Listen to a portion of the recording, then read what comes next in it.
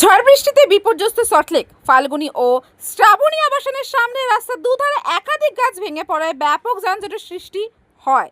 ফাল্গুনী আবাসনের সামনে রাস্তা সম্পূর্ণভাবে বন্ধ হয়ে যায়। অন্যদিকে শ্রাবণী আবাসনের রাস্তাতেও গাড়ির দীর্ঘ লাইন তৈরি হয়, ফলে নিত্যযাত্রীদের চরম ভোগান্তির মুখে পড়তে হয়।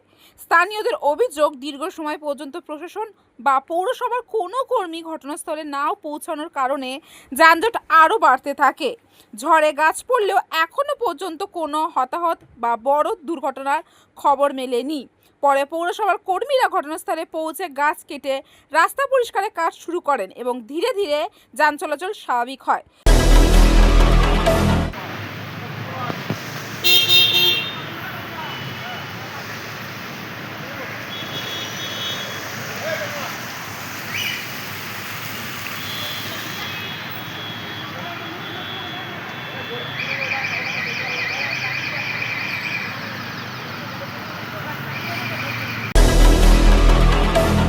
পৌনে দুটোর সময়, 2টা থেকে 2:30 তখনই ঝড়টা হওয়ার পরে গাছ পড়ে যায়। ওনার নাম সন্ন্যাসী নষ্ট।